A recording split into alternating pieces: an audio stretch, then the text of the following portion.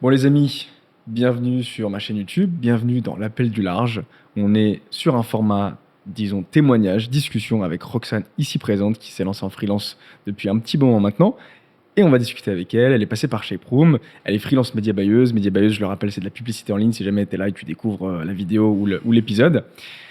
Et donc l'objectif de cet épisode-là, c'est qu'on puisse discuter avec toi Roxane et qu'on sache un petit peu quel est ton parcours et qu'est-ce qui t'a amené jusqu'à ce beau fauteuil que tu aimes bien apparemment. Voilà, ça fait partie des petits formats que j'aime bien faire sur ma chaîne YouTube et en podcast pour aussi donner un peu plus de profondeur sur les différentes histoires qui peuvent y avoir. Parce qu'en fait, mine de rien, il y a beaucoup de personnes qui se reconnaissent dans les différents parcours qu'on peut avoir. Donc, enchanté Roxane. Enfin, du coup, enchanté, bonjour. Mais alors, pour la petite histoire, on raconte quand même en intro. Roxane, on s'est rencontrés il y a 2 ans en ligne, en fait, quand j'étais en freelance. J'ai commencé à bosser avec Roxane. Et depuis, donc, on a bossé ensemble. Ensuite, elle est rentrée dans Shape Room. Elle en est ressortie. Elle s'est lancée en freelance. Elle est devenue coach et formatrice dans Shape Room. Et c'est la première fois qu'on se rencontre. C'est pas ouf quand même. Franchement, je passerai ce sujet-là, quoi. Vraiment. Mais en tout cas, trop contente d'être là. Vraiment, puis de se voir en vrai aussi. Ouais. Hyper contente. Et puis voilà, quoi. Voyage dans le monde, un rêve de nomade. De Paris aux éclats des vagues. Tu peux te présenter rapidement pour Yes. sache qui t'es? Moi, c'est Roxane, 26 ans, média buyeuse en freelance depuis 2 ans. Et ça fait 6 mois à peu près, 6-7 mois que je suis 100% en freelance et que j'ai quitté le salariat.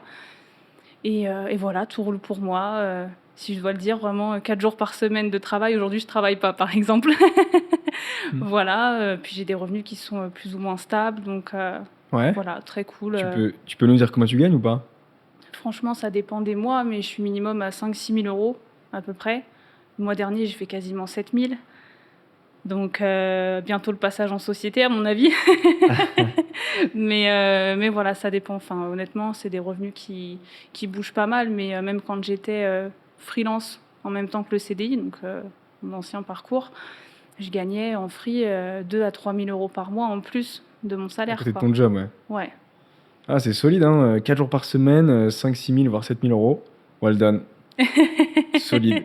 Solide. Bon, du coup, l'idée, c'est qu'on sache un petit peu ce qui se passe en ce moment pour toi, là, sur les dernières semaines, derniers mois. Et ensuite, on va revenir en arrière et savoir en fait ce qui t'a amené jusqu'ici, jusqu'au freelancing et jusqu'au media buying. Donc, dis-nous un petit peu, c'est quoi les news là en ce moment, comment ça se passe pour toi? Bah écoute, très bien.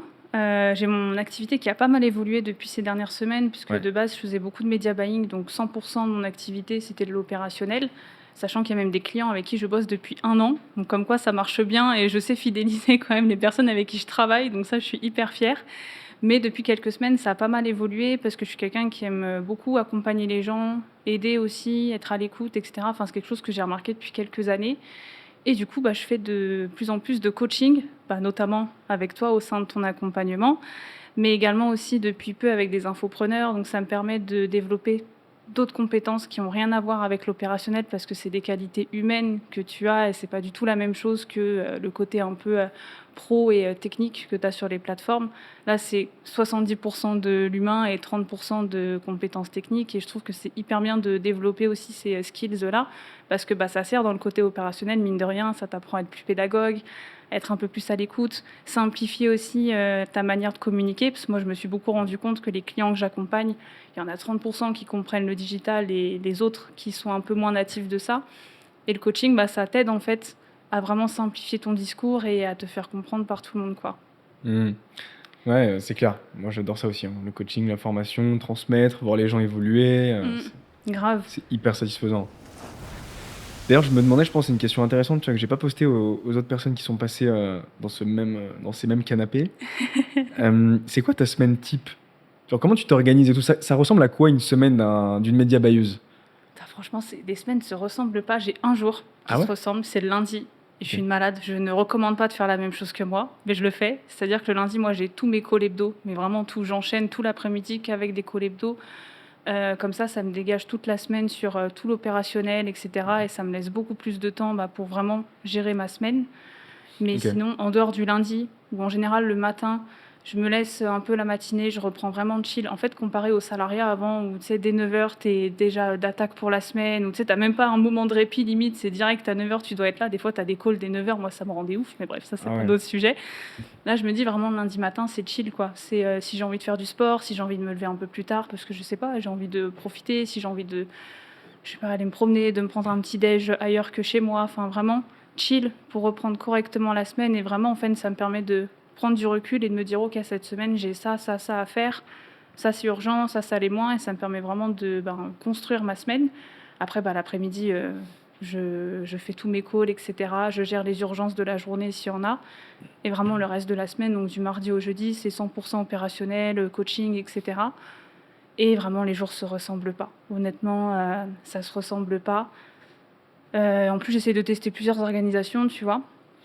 Soit des fois, je me dis, bon, je sais pas, que le matin, je fais des tâches qui concernent que mon activité pour la développer parce que c'est important. Ouais. Soit je fais que des missions clients et je switch et l'après-midi, je fais uniquement des activités, les missions de clients. Bref, ça dépend vraiment. Je teste plein de trucs pour voir ce qui est le plus important pour moi. Parce que jusqu'à maintenant, je prenais pas assez au sérieux. C'est pas que je prenais pas assez au sérieux, c'est que j'ai mis de côté le développement de mon activité, chose qui est tellement pas à faire quand on est freelance. Vraiment, je le conseille pas. Quand tu dis développement de ton activité, c'est quoi? C'est de la prospection, Ouais. post sur LinkedIn? Ouais. Ok. Prospection, post LinkedIn, le fait de toujours avoir un système d'acquisition, tu sais, qui tourne Ok, ouais. et de jamais manquer de mission parce que c'est bien de gagner 5-6 000 euros par mois. Moi, je suis hyper contente et en vrai, c'est stable. C'est-à-dire que même si j'ai un client demain qui part, je sais que j'en ai d'autres et que j'ai quand même des revenus qui tournent. Mais quand même, faut pas oublier qu'on ne sait pas de quoi demain est fait. Et mine de rien, tu peux très bien avoir des missions qui s'arrêtent des fois 2-3 d'un coup, t'en sais rien en vrai. Et quand t'as pas de système d'acquisition derrière qui tourne, pour le coup, c'est compliqué. Dire que tu vas direct être dans l'urgence et te dire, bon, là, j'ai rien, je dois direct prospecter et tout. Alors que si tu as un truc qui tourne continuellement, t'es moins en stress, tu vois. Tu dis, tu as des missions entrantes. Puis après, quand on est freelance, si tu as trop de missions, il y a des solutions pour les déléguer, etc. Comme toi, tu as fait quand tu es venu me chercher. Il y a plein de solutions si jamais tu as trop de missions, quoi. Voilà. Ok. Donc, si je résume, donc ta semaine, c'est en gros lundi, les appels avec tes clients. Ouais. C'est ça. Appel avec Shape Room aussi, d'ailleurs. Évidemment. Généralement, le matin, t'es chill, c'est ça, tu dis? Ouais, j'ai une session de coaching avec le collectif, mais c'est chill, tu vois. Genre, je kiffe faire ça, donc en vrai, c'est vraiment tranquille.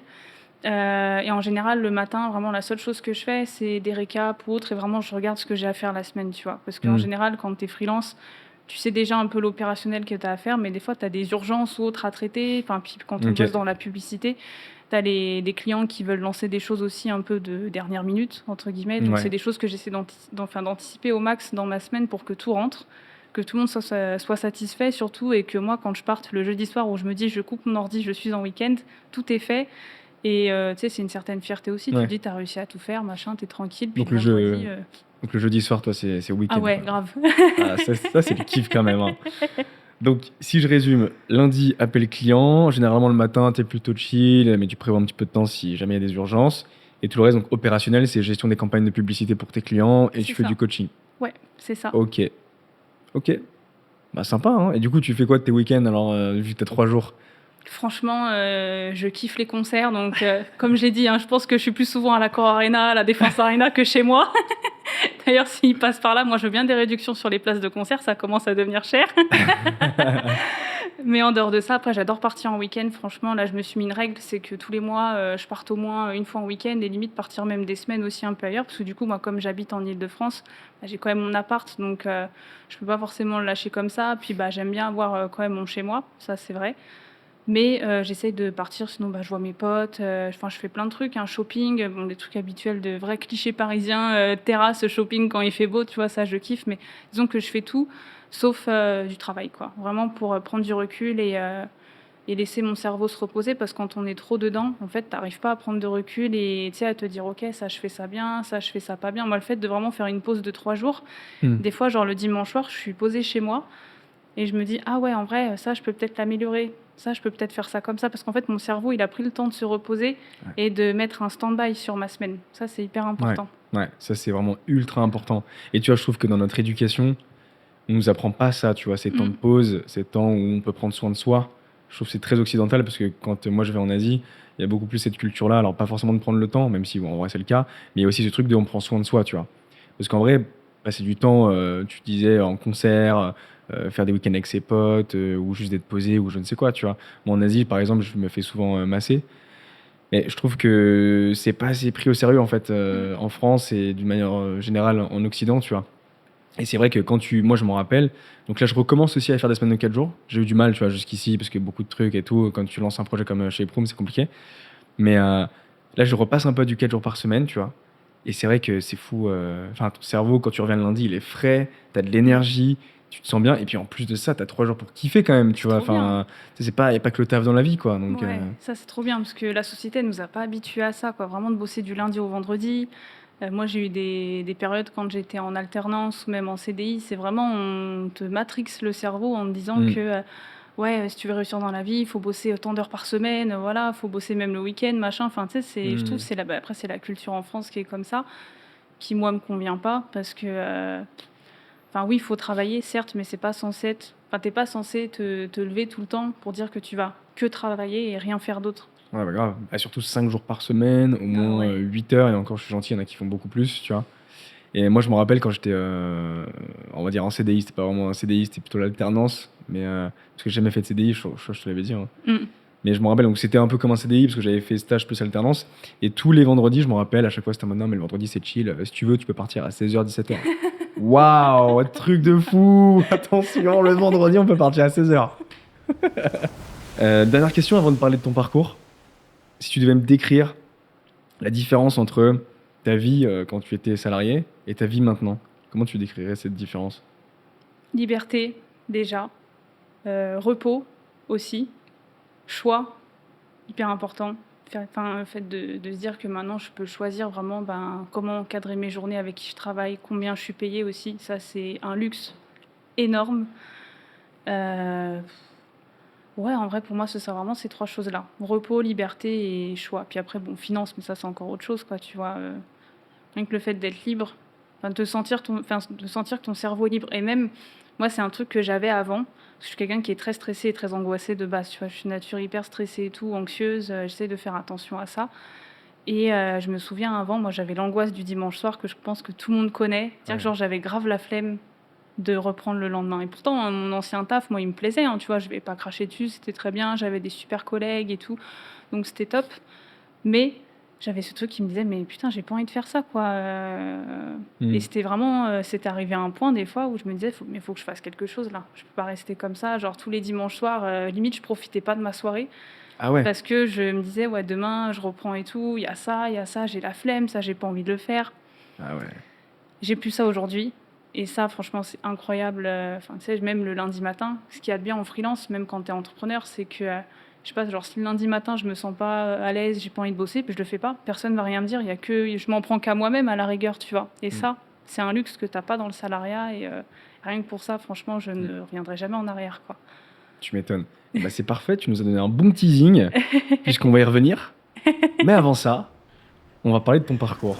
Bon. Du coup, tu faisais quoi? En plus, même moi, je crois que je sais pas. Ce que tu faisais, bah, en fait, tu fait quoi comme études déjà? Et franchement j'ai un parcours grave atypique, hein. Ah ouais? Vas-y, Ouais. raconte. Déjà j'ai grandi, en Île-de-France. Après mes parents ont déménagé en Bretagne. Très important de le préciser parce que c'est vraiment là, je pense, où, enfin, ça a déclenché pas mal de choses. Ils ont déménagé en Bretagne quand j'étais au collège, donc j'aimais pas du tout parce que quand tu es natif de Paris, c'est très compliqué de partir de Paris et d'aller, bah, en province. Pardon, je vais peut-être offenser des personnes, mais voilà, c'est la Ah là là, réalité. la Bretagne, ça tire à Barel. Ouh, la Bretagne, c'est nul. Et du coup, bah, j'ai déménagé en plein collège, donc c'était pas la meilleure période déjà. Après, j'ai enchaîné, lycée général comme tout le monde, sauf que, bah, enfin, je foutais rien quoi concrètement. Mes parents s'inquiétaient vraiment beaucoup de ma scolarité, de mon avenir, parce que j'avais des 8 de moyenne, enfin, je foutais rien concrètement.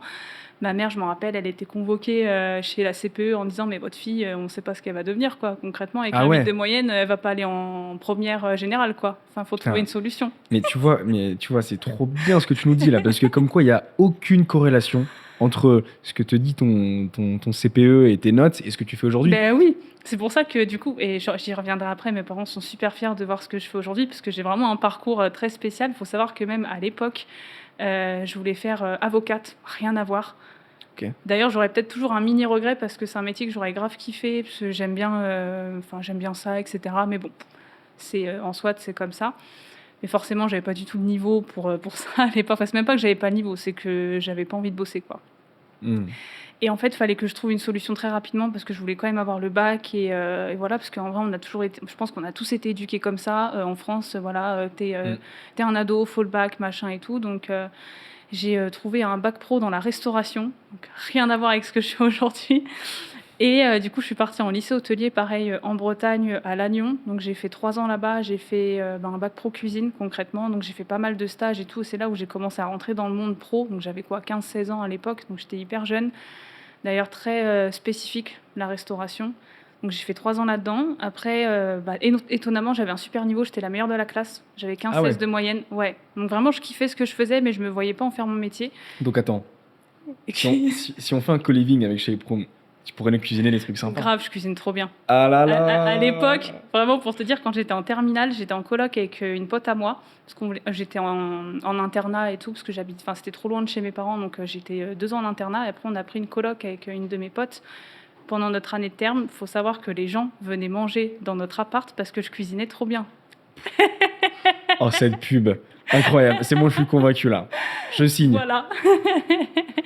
Donc j'ai fait ça. Il faut savoir que j'avais 15-16 de moyenne. Et quand tu es en bac pro, que tu as des moyennes comme ça, les profs, ils veulent t'inciter à continuer tes études. Et je me rappelle, moi, les profs, à l'époque, ils me disaient, ouais, franchement, tu as le niveau pour aller en BTS, vas-y et tout, tu pourras faire beaucoup plus de choses que d'être juste dans une cuisine, tu vois. J'ai écouté. Au début, je voulais pas faire ça, mais j'ai écouté. J'ai intégré après Ferrandi Paris, qui est une des meilleures écoles de cuisine, d'hôtellerie de France. Elle est hyper connue. J'ai fait 2 ans là-bas en 100% en alternance à Paris. Et c'est là où j'ai débloqué plein d'autres choses après. C'est là où j'ai pu switcher du coup de parcours. Parce qu'en gros, j'ai fait de l'alternance pendant 2 ans. J'ai fait 2 mois en réception dans un hôtel 5 étoiles à Paris qui est hyper connu. J'ai pas du tout kiffé, honnêtement. Les clients étaient exécrables. Bref, ça m'a saoulée. Bon, il y en a qui aiment ça, hein. Après, tant mieux, il en faut pour tout le monde. Moi, ça m'a saoulée. Donc, j'ai trouvé une autre alternance grâce au réseau. Comme quoi, le réseau, ça paye. J'avais contacté un de mes anciens patrons chez qui j'ai fait un stage en cuisine, qui avait un traiteur sur Paris. Et je lui ai demandé s'il ne cherchait pas quelqu'un en tant qu'assistant commercial ou autre, un truc dans les bureaux, quoi. Moi, je voulais plus être devant les clients, je voulais un truc dans les bureaux, tranquille, peinard, voilà, tranquille. Et il me fait, si, je cherche quelqu'un et tout pour faire ça. Du coup, j'ai pu faire 2 ans en alternance là-dedans. Donc, c'était très cool. Et c'est là où j'ai commencé à kiffer un peu le marketing, la communication, parce que je m'occupais de tous les menus de Noël, menus de la boutique, etc. En plus, à l'époque, je faisais ça sur quoi ? Sur Word, et après j'avais commencé à découvrir je sais plus quel outil, un truc gratuit par rapport à Photoshop, donc je faisais un peu de graphisme et tout, c'était grave cool. Et du coup je me suis dit mais attends, mais je vais continuer dans ce métier là, etc. Et j'ai continué mes études après dans le digital jusqu'au bac+5, tout en alternance. Moi j'ai fait 5 ans d'alternance dans la com, le digital, le media buying du coup. Voilà, 5 ans comme ça. Et du coup après j'ai changé de boîte. J'ai fait 3 ans d'alternance dans la même entreprise où j'ai commencé en tant que community manager pendant 1 an. Et après, je suis devenue, pas média buyer, mais c'est le même terme, traffic manager pendant 2 ans en alternance là-bas. C'était une boîte d'école de formation à distance, etc., qui dépensait plus de 12 millions d'euros de budget marketing annuel. Donc, donc c'était grave cool pour commencer à apprendre le métier, etc., parce qu'il y avait du budget, on pouvait faire plein de trucs. Donc, j'ai beaucoup appris. Et puis après, j'ai suivi la voie classique, entre guillemets, du CDI pendant 2 ans. Mais je me suis lancée en freelance, je crois, 2-3 mois après avoir commencé le CDI. Genre, j'étais hyper matrixée. J'étais en mode, mais attends, mais non, moi, je veux faire un autre truc à côté, là. Moi, je veux gagner plus. En fait, je voulais gagner plus d'argent, déjà. Et je voulais un truc qui dépend que de moi et pas des autres. Et le freelance, ça sert à ça. C'est que c'est toi qui vas chercher ton argent et qui fait en sorte de générer des revenus. VS le salariat, un peu moins, quoi. Et attends, mais t'avais quel âge à ce moment-là ? Quand ton premier CDI, c'était à quel âge ? 21 ans, je crois. Ok, donc il y a 5 ans. Ouais, oui, c'est ça, il y a 5 ans. Attends, parce que t'as fait 5 ans d'alternance. Attends, non. Non, mais j'ai quel âge ? T'as 26, là. Je vais avoir 27. Non, je dis n'importe quoi, ça va faire 3 ans. Là, cette année. Ouais, c'est ça, ça va faire 3 ans. Donc, 24 ans, 23 ans j'avais. 23 ans ? Ouais, 23. Ok. Les maths, vraiment. Ouais, donc t'as fait 5 ans d'alternance, CDI à 23 ans. Et en fait, quand tu t'es lancé, tu te disais, quand t'as rejoint un CDI plutôt, tu t'es directement lancé en freelance. Ouais. À côté. Ouais. Et tu faisais quoi? Au début, je faisais du graphisme, enfin des trucs. Ah ouais. Pour mon ancien patron, chez qui j'étais en alternance au tout début en BTS, pour qui je faisais des menus de Noël, etc. Il m'avait rappelé, parce qu'il savait que je faisais un peu de trucs à côté. Il m'a dit ouais, est-ce que ça te dit de faire les menus de la boutique de Noël, etc. Je te donne 500 € et tu me fais ça, quoi. Et tu sais, moi, c'était mes débuts. Je fais bah vas-y, je te fais ça. J'ai fait son truc. Je suis arrivée. Je lui ai filé ça, imprimé. Il m'a donné 500 balles et puis voilà, quoi. Je me suis dit mais trop cool. Trop cool, je peux générer de l'argent comme ça, tranquille. Et c'est comme ça où après je me suis dit, mais en fait, ouais, il faut que je fasse du freelance. Par contre, il faut que je me spécialise dans un truc. Ça a pris du temps avant de comprendre ça. Ouais. Parce qu'au début, je crois que j'ai fait comme tout le monde.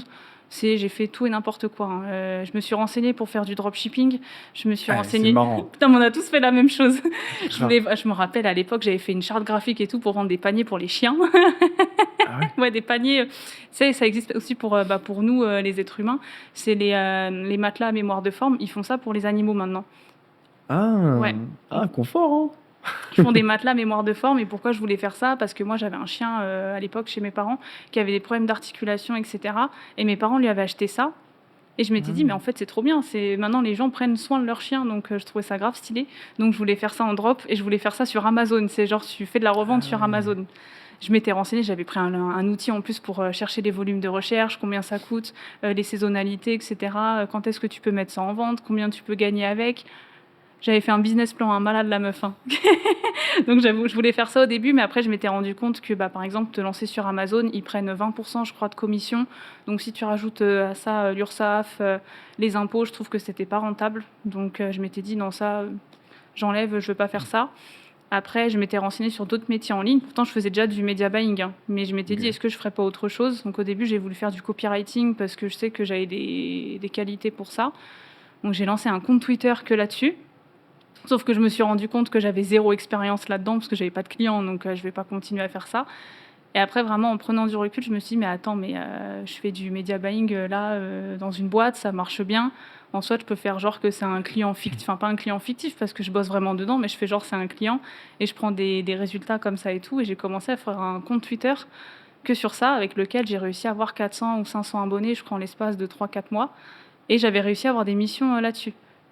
Bien avant même que je lance officiellement, tu sais, mon activité en freelance, en étant sur Malte, etc. J'avais vraiment commencé par là, quoi.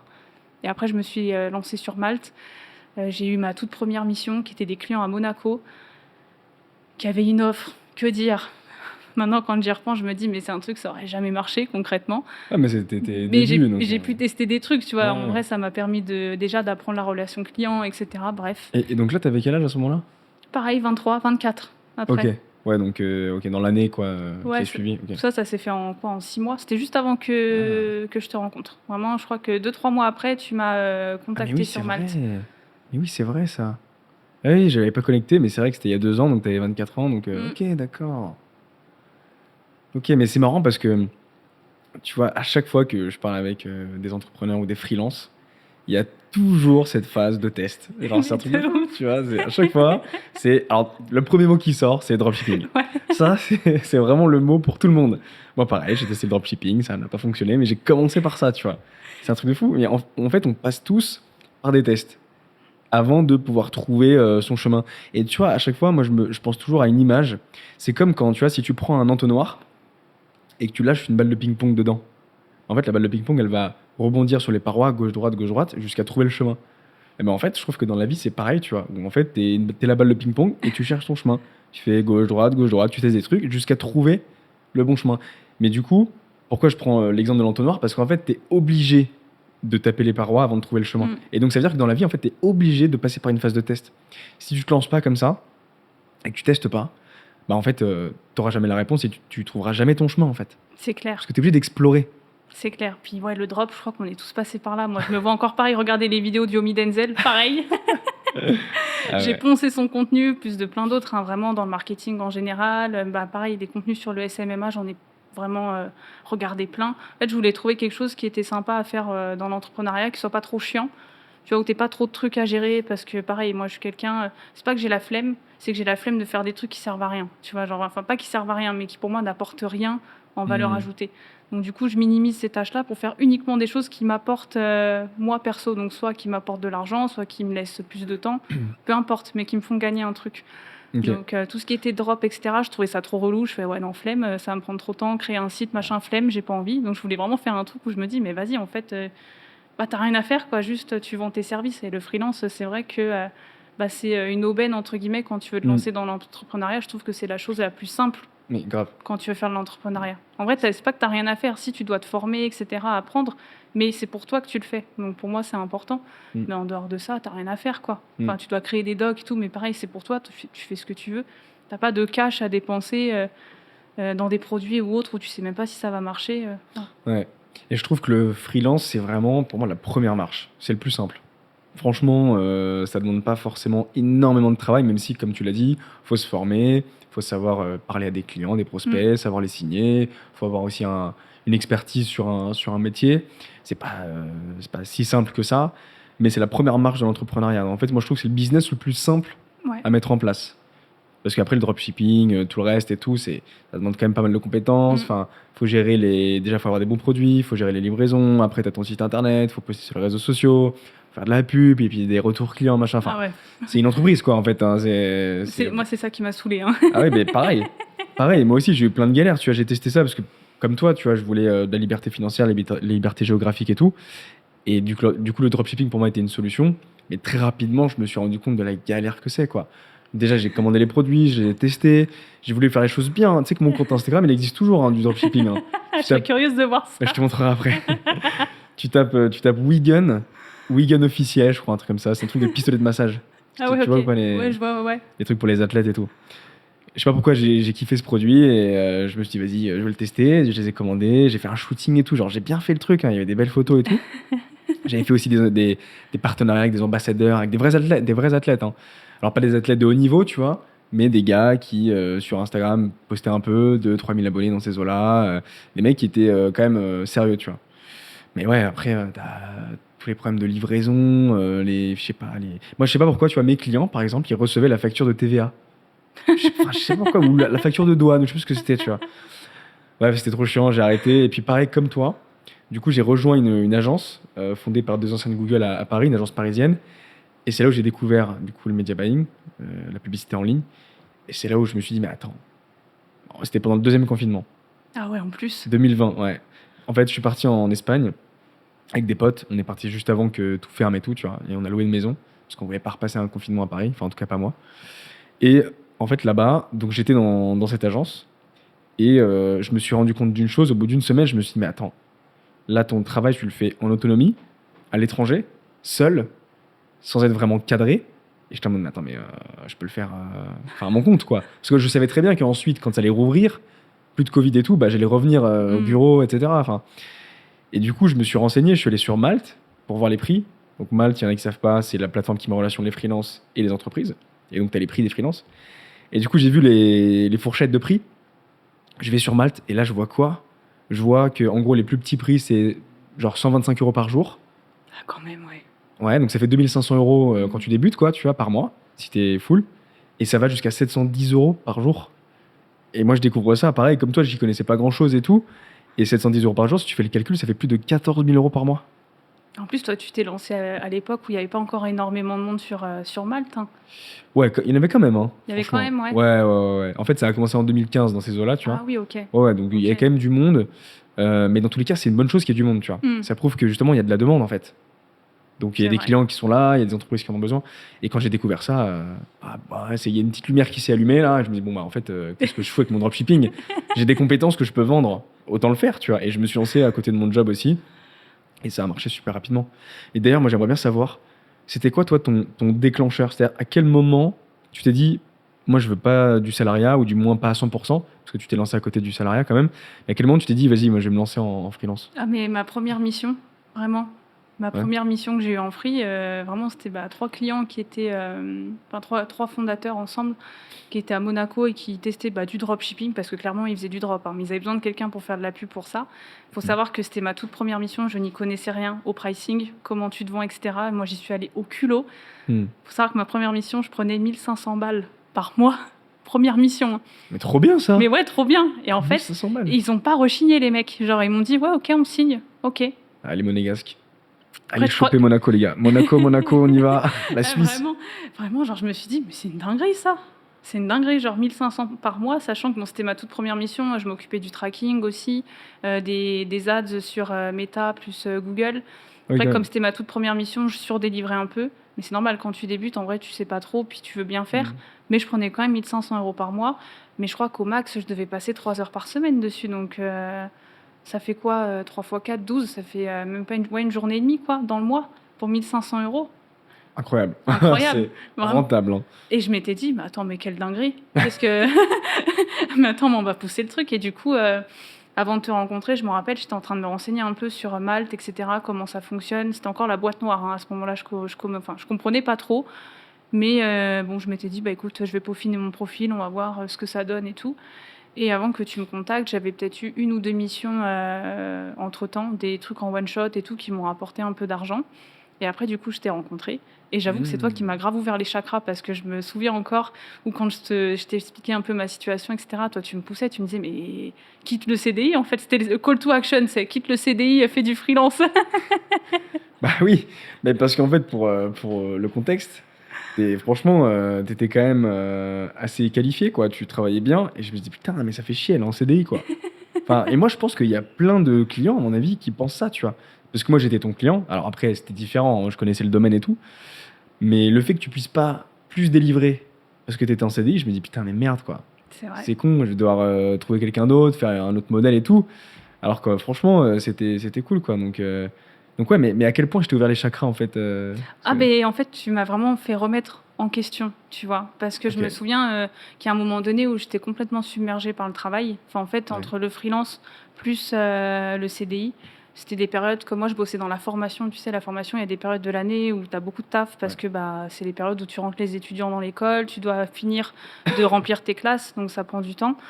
Et à côté de ça, c'était au moment où, pareil, je bossais avec toi. Et du coup, je me rappelle, il y a des jours où je finissais à 22 heures le soir. Des fois, je bossais le week-end. Et c'était toi, je me rappelle, qui m'avait dit, mais tu peux pas faire ça, en fait. Enfin, même si tu gagnes de l'argent, tu m'avais dit, tu peux pas continuer comme ça, à bosser de ouf comme ça, à pas avoir de week-end. Enfin, en vrai, tu vas finir cramé, quoi. Et c'est vrai. C'est vrai qu'il y a un moment donné où je pouvais plus tout cumuler ensemble. Et ça a déjà été une partie du switch où je me suis dit, il faut que je commence à réfléchir à faire que du freelance. Mais c'était encore hyper flou pour moi parce que j'étais toute seule. Enfin, toute seule dans le sens où j'avais personne autour de moi qui faisait ça, quoi. Donc c'est hyper compliqué à part toi. Et forcément, au bout de quelques mois, quand on avait fini de collaborer ensemble et tout, parce que je sais que tu montais ton agence, etc., tu commençais à monter aussi ton accompagnement. Et c'est à ce moment-là, justement, où tu m'avais recontacté en me disant « Mais attends, je suis en train de lancer un truc et tout, voilà, pour accompagner les CDI à se lancer en freelance, etc. Est-ce que ça te chauffe et tout ?» Et en plus, tu m'as closé en 2-2. Franchement, ça n'a pas été compliqué. Je crois qu'en 1 semaine, je t'ai dit « Oui, c'est bon, vas-y, c'est bon, je suis là. » Et ça m'a grave aidé parce que si je devais donner en tout cas un conseil à toute personne qui se lance, que ça soit en freelance ou même dans l'entrepreneuriat en général, c'est d'être accompagné par quelqu'un. C'est trop important parce que tout seul, on peut faire plein de choses, mais quand on est accompagné par quelqu'un, on va beaucoup plus vite et en plus, on a un regard externe sur ce qu'on fait. Et ça, je trouve ça hyper bien parce que franchement, quand tu es seul, tu peux avancer en soi, on n'est pas plus bête qu'un autre, mais tu vas beaucoup plus lentement parce que tu n'as personne qui va dire mais ça, faut pas faire comme ça faut faire comme ça. Tu n'as rien qui te cadre. Alors que quand tu es accompagné par quelqu'un, ça va 10 fois plus vite. Puis en plus, pour le coup, après, moi, j'ai pu intégrer le collectif directement. En plus, nous, on était la V0, les tout premiers. Ouais, c'était au tout début. Ouais, c'est ça. Pour mettre dans le contexte, du coup, c'était en 2023 qu'on avait commencé à bosser ensemble. Ouais. Et pourquoi on a bossé ensemble? Parce que justement, je voulais créer Shape Room. Je voulais monter. Alors à l'époque, c'était pas Shape Room, c'était un truc. Tu vois, c'était une sorte de formation ou je ne sais quoi. Et donc, je me suis dit, ok, mais là, je suis full de clients. À ce moment-là, j'avais atteint mon objectif. C'était 4 jours par semaine comme toi. Moi, j'ai gagné, je sais plus combien, mais vers les 10 000 euros et tout. Enfin, j'étais, Quelle vie. ah ouais, j'étais bien. Non, mais j'étais bien, mais le truc, c'est que tu vois, je suis arrivé à ce moment-là. On était en avril-mai 2023. Et j'ai fait un peu un état des lieux sur la situation. Et en fait, ça m'a pas fait grand-chose. Je me dis, bon, bah voilà. Et tu vois, quand j'entends pas mal de mes potes ou d'autres personnes qui parlent de vouloir avoir plus d'argent et tout, bah franchement, en fait, c'est pas ça. Alors, c'est bateau ce que je vais dire, mais c'est pas ça qui rend vraiment heureux, quoi, tu vois. Parce que moi, j'étais à 10 000 euros par mois, 4 jours par semaine, j'avais le temps, je voyageais. Enfin, franchement, vie de rêve, tu vois. Et je kiffais ma vie, je dis pas que je détestais, hein. Mais en gros, j'étais un peu en mode, bon, bah voilà.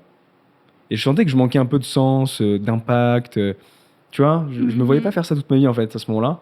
Puis au même moment, en fait, je faisais déjà de la formation, mais pour des entreprises. Je formais des gens en interne et tout. Et puis, j'avais des potes qui me demandaient déjà, ah ouais, est-ce que tu peux me former? J'ai envie de, bah, moi aussi de me lancer, etc. Et c'est là où je me suis dit, mais attends. J'ai pas fait des grandes études.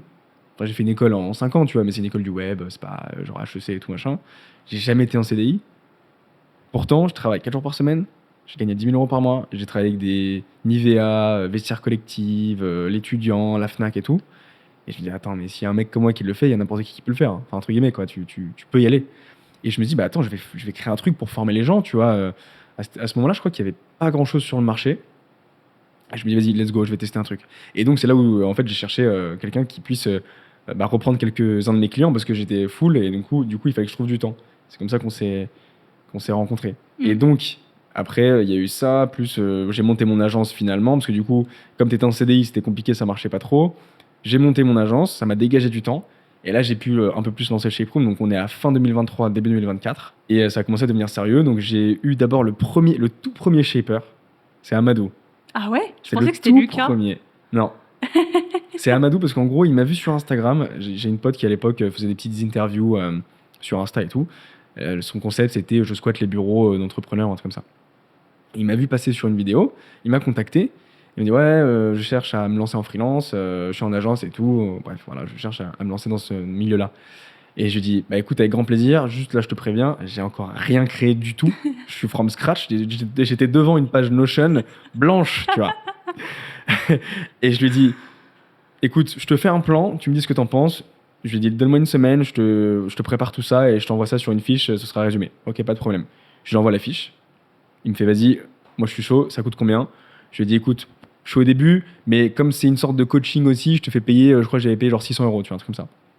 Mais il n'y avait pas de date de fin, tu vois, c'était vraiment en mode, bah tu vas m'aider à créer aussi en fait. C'était la co-construction. Et du coup, Amadou, c'est le tout premier shaper, je crois que c'était en novembre ou décembre 2023. Ah ouais. Ouais.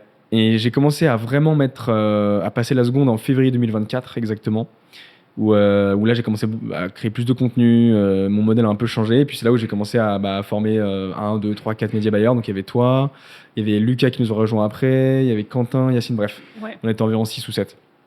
Ouais, et donc tu as rejoint Shape Room, et bon après j'allais te demander, qu'est-ce qui fait que tu as rejoint Shape Room, mais parce qu'on se connaissait déjà un petit peu, j'imagine. Ouais, et puis bah après, enfin moi je te le dis, t'es quelqu'un qui m'inspirait beaucoup Ouais. quand je me suis lancée en free, parce que t'es une des premières personnes que j'ai rencontrées qui était 100% en freelance, qui avait à peu près mon âge aussi, parce que c'est important de, tu sais, quand tu te vois en quelqu'un, quand quelqu'un, la personne a ton âge, tu sais, tu dis, bah attends, le mec il génère ça, il fait ça, bah, pourquoi pas moi, quoi. Hmm. Et ça m'inspirait beaucoup, il y a 2 ans, j'allais dire à l'époque, mais c'était il y a 2 ans, donc. Et je savais que tu étais hyper calé sur des trucs. Enfin, j'ai vu que tu avais réussi. Donc je m'étais dit, ben ouais, en vrai, moi, il n'y a même pas besoin de me convaincre parce que je sais que tu es quelqu'un qui a réussi, qui s'en sort très bien. Donc il n'y avait pas de raison. En fait, moi, tu n'avais même pas besoin de me convaincre de quoi que ce soit, quoi. Ok. Moi, c'était juste à moi, en fait, de me bouger et de m'activer, quoi. Hmm. Avant de passer à... Moi, j'aimerais bien savoir ton ressenti par rapport à Shape Room, mais juste avant ça, en fait, comment tu te sentais à ce moment-là? Parce que tu viens de me dire, ouais, je voulais qu'on me bouge un peu le cul, etc. Du coup, comment tu te sentais à ce moment-là? C'était quoi la problématique, en fait? Bah, j'étais saoulée, en fait. Enfin, vraiment, j'avais vraiment envie de changer de vie, quoi. De faire Ok. autre chose. Enfin, j'étais saoulée. Vraiment, j'aimais bien mon ancien taf, vraiment. Mais il y avait un truc qui me... Enfin, en fait, j'aimais bien les missions, etc. Mais je m'y sentais pas en mode, ouais, je me vois rester là tout le temps, quoi. Donc, j'étais saoulée. J'avais vraiment envie de changer de vie et de faire autre chose. Et forcément, pour ça, il faut que tu t'actives et que tu y mettes du tien. Ça va pas changer tout seul. J'avais envie que ça change, quoi. Ok. D'autres choses Et j'essayais de me projeter sur 6 mois, 1 an, en me disant que ouais, dans 6 mois, 1 an, je suis plus la personne que je suis aujourd'hui, quoi. Hmm. Moi, je me rappelle, à peu près au même moment que toi, je m'étais posé la question, je m'étais projeté pareil il y a 1 an. Et d'ailleurs, c'est important la visualisation de se projeter et tout, hein. Et je m'étais dit, ah, imagine, il n'y a rien qui change. Tu sais, je me suis dit ça, mais je me demandais, qu'est-ce que je ressentirais? Tu t'es posé la question, toi, ou pas? Ouais, pareil. Ouais. Je m'étais dit, mais imagine, dans 1 an, je suis toujours la même personne. Je suis toujours saoulée. Je fais quoi? Et c'était il y a 1 an en arrière, du coup. C'est marrant parce que regarde aujourd'hui. Aujourd'hui, 4 jours Aujourd'hui, par je suis là. semaine. 4 jours par semaine, 7 000 euros. Bam, ça voyage. Putain. Mais c'est vrai que, mais en fait, je pense, c'est ce qu'on appelle, tu sais, un peu le syndrome de l'imposteur, tu vois, où tu Ouais. te dis, ouais, est-ce que vraiment je suis la bonne personne pour faire ça? Est-ce que, genre, j'ai les épaules pour faire ça? Ou est-ce que je suis crédible même pour le faire? Ouais, c'est intéressant, ça. Comment t'as avancé là-dedans? J'ai foncé dans le tas. Je me dis, il n'y a Ok. pas le choix, on va faire comme ça.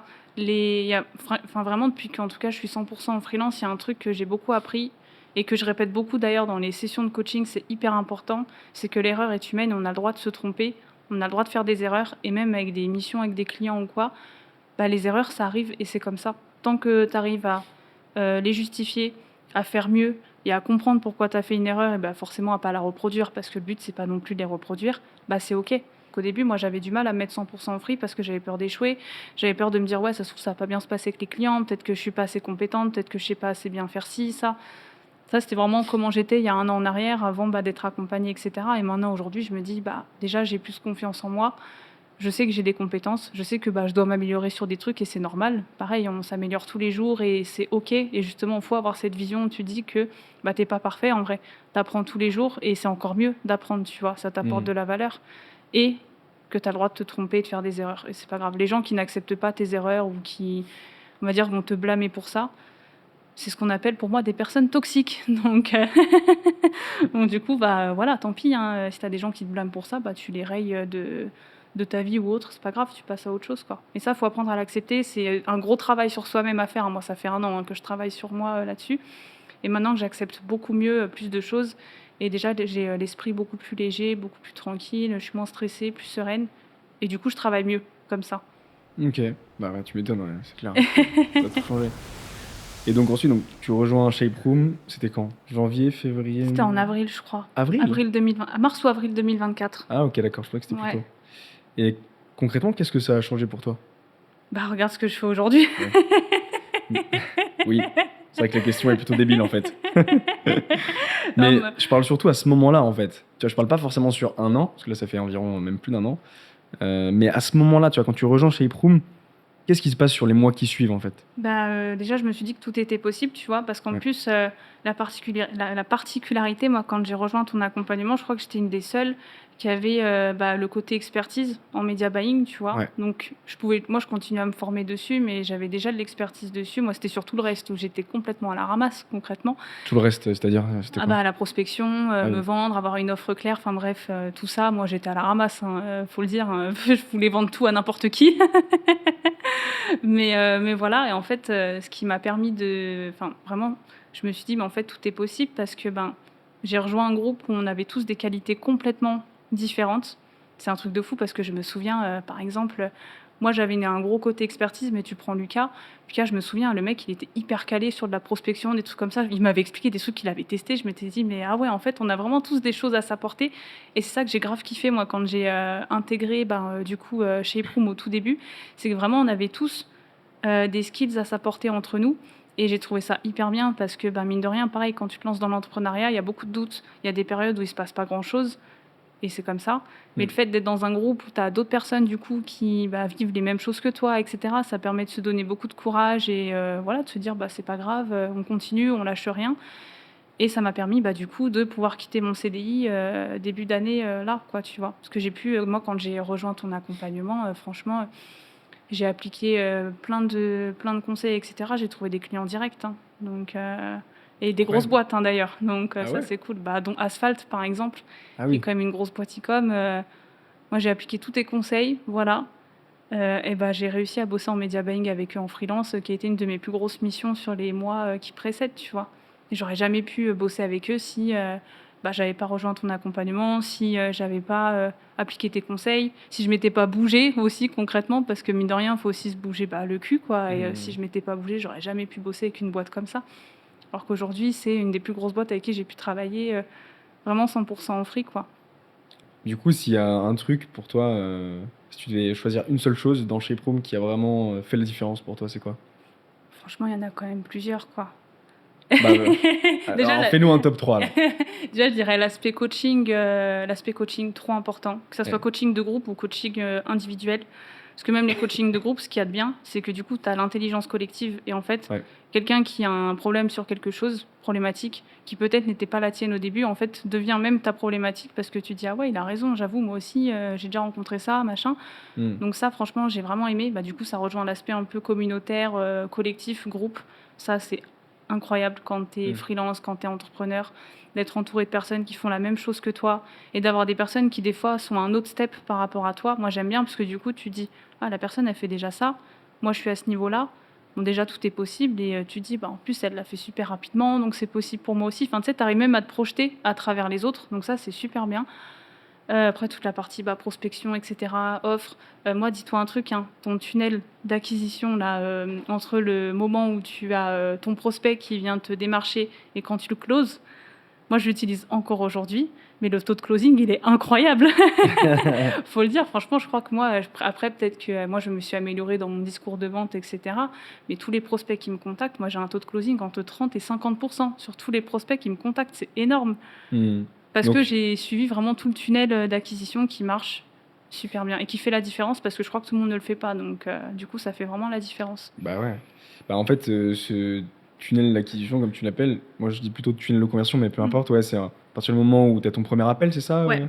Ouais, premier appel jusqu'à la signature. En fait, il a été inspiré de mon passage en agence.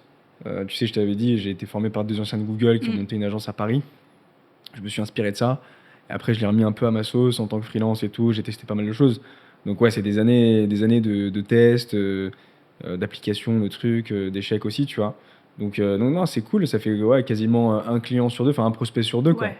En sachant qu'en plus, en freelance et en tant que média buyer, t'as pas besoin d'avoir des tonnes de clients ou des tonnes de prospects parce qu'en fait, déjà, imaginons que tu factures ton client 1 000 €, t'en signes 3-4, bah, t'es déjà à 3-4 000 € par mois. Ouais, t'es bien. Hein, Et, en vrai, et ouais, et comme ça tombe tous les mois, parce que s'il y a des gens qui connaissent pas le media buying sur cette vidéo ou sur ce podcast, en fait, quand tu es media buyer, tu gères des publicités tous les mois, en fait, c'est un forfait, quoi.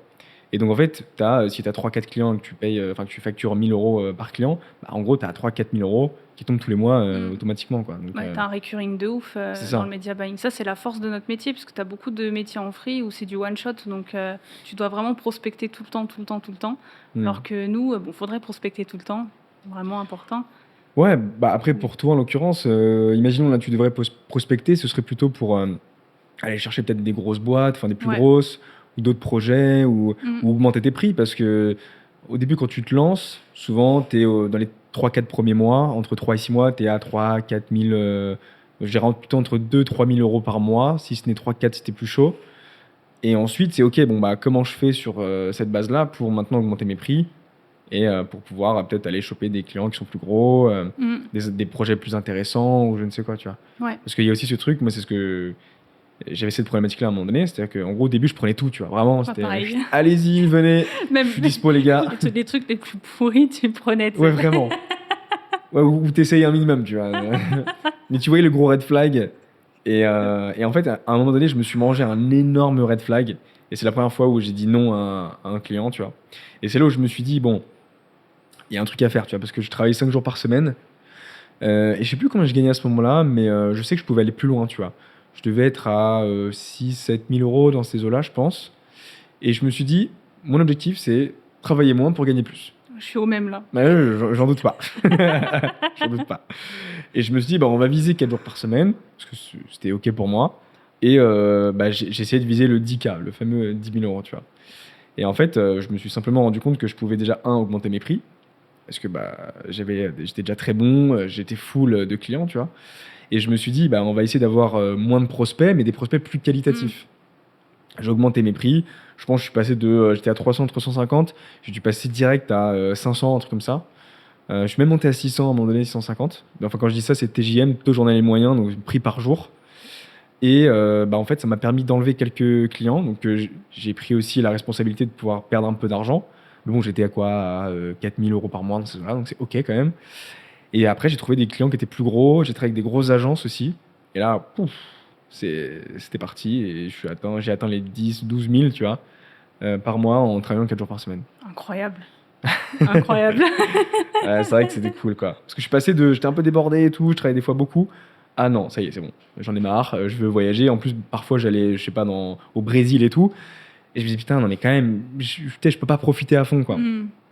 Et puis après, avec le temps, t'apprends aussi à t'organiser, quoi. Ouais. Et donc après, c'est à ce moment-là où, quelques mois plus tard, j'ai eu ce truc de, bon, bah voilà, that's it. Et c'est là où je me sentais un peu un manque d'impact et tout. Mais ok, donc pour en revenir à ce qu'on se disait, donc tu disais la diversité des profils, c'est ça qui a fait la différence Ouais. dans chez Proom. Donc le côté humain, le côté communauté.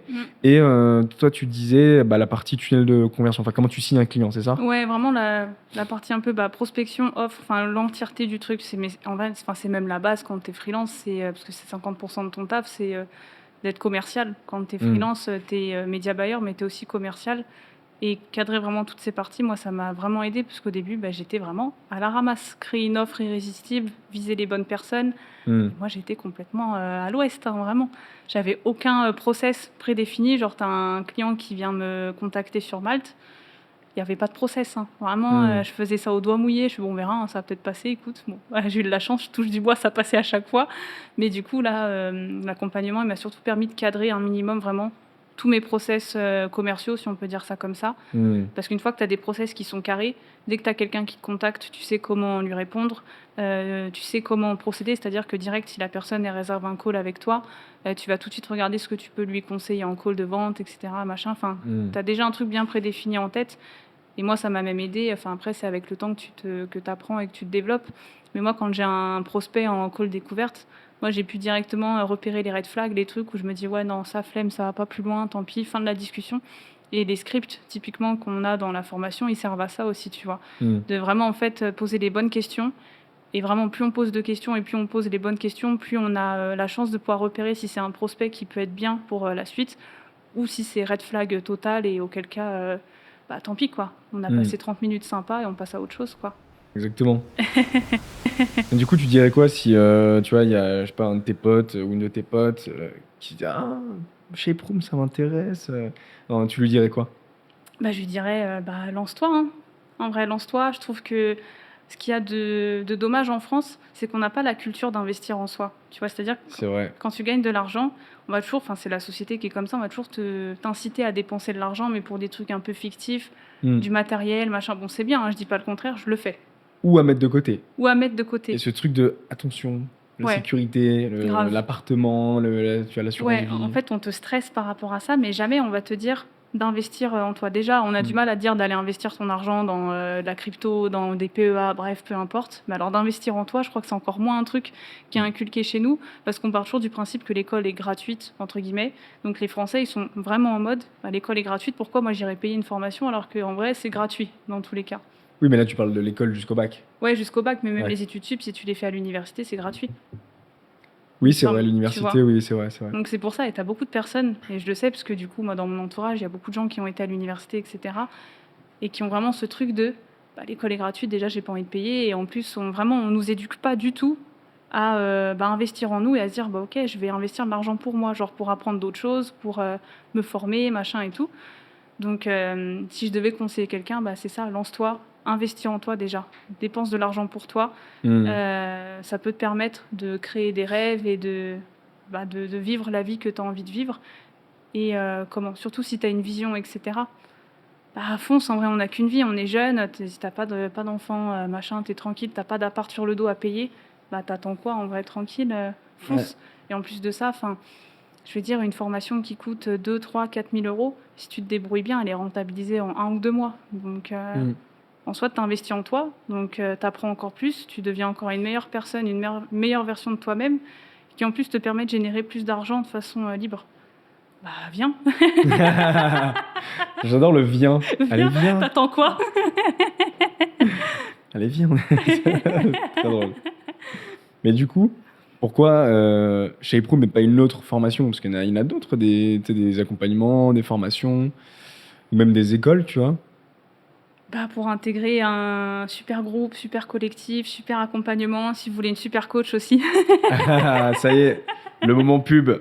Non, en vrai, franchement, après, je pourrais même pas comparer parce que moi, j'ai pas forcément fait d'autres choses à côté, tu vois. Donc, Ouais. c'est compliqué de prendre du recul là-dessus. Après, je me dis pourquoi Shape Room? Parce que c'est très spécialisé déjà sur une expertise en particulier, tu vois. Et ça, c'est hyper important parce que tu as beaucoup de programmes et d'accompagnements actuels qui sont très vagues. C'est-à-dire que ça parle un peu de tout. Typiquement, tu prends un programme en e-com, ça va te parler de tout. Ça va te parler de l'affiliation, je sais pas, de l'emailing, de la Hmm. pub, mais de manière très théorique, tu vois, sans forcément rentrer dans le détail. Donc, en soi, tu ressors d'une formation comme ça. Bah, c'est pas que tu n'as rien appris de plus, c'est que bah, tu n'as rien à pratiquer, en fait, c'est de la théorie. Alors que vraiment, de rejoindre un accompagnement qui est spécialisé sur un truc, bah, tu vas apprendre cette expertise-là, déjà, qui vaut l'or sur le marché, en vrai, plus à côté, bah, comment tous les leviers, en fait, qui sont possibles pour te lancer en freelance tranquillement, quoi. Voilà. Puis bah, pour l'aspect communautaire, collectif, etc., le fait de se dire que tu as fini ta formation, tu n'es pas seul, parce qu'il y a beaucoup de formations, quand tu l'as fini, bah, Ouais. tu reviens, enfin, t'es seul en fait, t'as personne après qui t'accompagne et tu redeviens seul, tu vois. Mm. Alors que là, tu finis ta formation, mais dans tous les cas, tu rejoins après un collectif où t'as du monde dedans. Et donc, bah, pour le coup, t'es pas seul en fait. Même Mm. si t'as des galères, bah, tu peux en parler. Parce que t'as forcément quelqu'un qui va te répondre, qui va dire ouais, mais non, tu peux faire comme ça, tu peux faire comme ça. Et du coup, bah, t'es jamais seul, t'avances avec d'autres personnes. Et ça, c'est hyper important quand tu choisis une formation, je trouve. Carrément. Et puis en plus, dans notre collectif à nous, il y a des coachings, il y a des formations. Enfin, c'est un truc qui va se développer de plus en plus, tu vois. Donc ouais, c'est pas juste un collectif de freelance, parce que moi j'en ai fait des collectifs qui sont très très bien. Mais moi, ce que je souhaite vraiment dans les shapers, c'est qu'on puisse vraiment avoir un écosystème bien rempli avec différents coachs à disposition sur différents sujets. Tu vois, certes, c'est de la publicité en ligne, mais aussi sur de la prospection, sur du call calling, de la prospection téléphonique, sur du bien-être aussi, tu vois. Mm. Enfin bref, plein de choses, et qu'on fasse des co-living, qu'on fasse plein de trucs pour casser la routine, pour casser un peu la solitude qu'on peut avoir en freelance. Enfin bref, de Ouais. toute façon, tu as plus ou moins résumé, donc c'est très bien. Chose, le mot de la fin. Si, donc, imaginons, il y a quelqu'un qui regarde cette vidéo, tu vois, qui a à peu près ton âge, qui hésite à se lancer en freelance. Elle est en CDI, dans la même situation que toi. Ah, quitte. Dans lesquelles... Non, mais Quitte attends, ça. ta situation d'il y a 6 mois, tu lui dirais quoi? Bah, quitte ça. Quitte-moi ça. Non, vraiment, il faut faire des choses qui nous plaisent. Après, je me dis, il y a des gens qui kiffent le salariat, donc c'est très bien, il en faut pour tout le monde. Moi, je suis de ça. Mais si tu as ce truc où bah, tu as envie, je sais pas, de plus de liberté, plus d'argent, quitte. Faut quitter ça, faut quitter le métro, faut quitter le truc, le 9-17 heures, l'enfer. Faut quitter tout ça et bah, justement investir dans plus de liberté, plus de choix.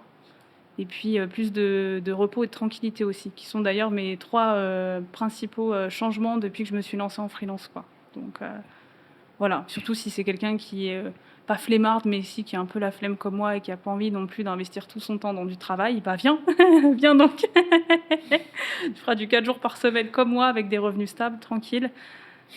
Et puis tu auras tous tes vendredis comme ça à faire ce que tu veux. Parfait. Parfait, parfait. Bah écoute, est-ce qu'on peut peut-être te retrouver quelque part sur LinkedIn, peut-être? Ouais, sur LinkedIn. Pour l'instant, sur LinkedIn, Roxane Fayol. Et je pense développer peut-être soit TikTok ou Insta. Après, avec des podcasts, justement, aussi. Parce que c'est un format qui est très cool Eh ouais. et qui est très authentique. Enfin, je trouve que ça change de ce qu'on voit habituellement. Donc, j'aimerais bien, ça ira peut-être avec les projets que je peux avoir plus tard. Donc, Faut vraiment que je mette en place ce truc d'ambassadeur. Parce que entre toi, Tom Soa, Lucien, les lancer votre podcast et tout, on veut tous faire la même chose. les gars, ambassadeur Shape Room, on va y arriver là. Putain. Ok, donc déjà Roxane Fayol sur LinkedIn. Ouais. Et bah, bientôt Instagram, Ouais, j'espère. TikTok et tout. Ok, bon, bah tu nous tiens au courant alors, comme Ouais, ça. bah grave, On postera des trucs, je pense. carrément. Bon, bah super. Bah écoutez, j'espère que cette vidéo vous aura plu. J'espère que Roxane, son témoignage vous aura aidé pour avancer sur votre propre chemin. Et puis, bah, vous connaissez la chanson? C'est quoi la N'hésitez pas, chanson? bah, liker, commenter, partager et prendre un call de vente aussi avec Nico. Vous regretterez pas. Exactement. Voilà, venez rejoignez-nous, on est bien, on est bien, on est bien. Et abonnez-vous aussi, on n'oublie pas. On s'abonne les potes. Et bah écoutez, à très bientôt. Donnez-nous de la force et on se retrouve très bientôt pour d'autres épisodes. Ciao. Tchuss.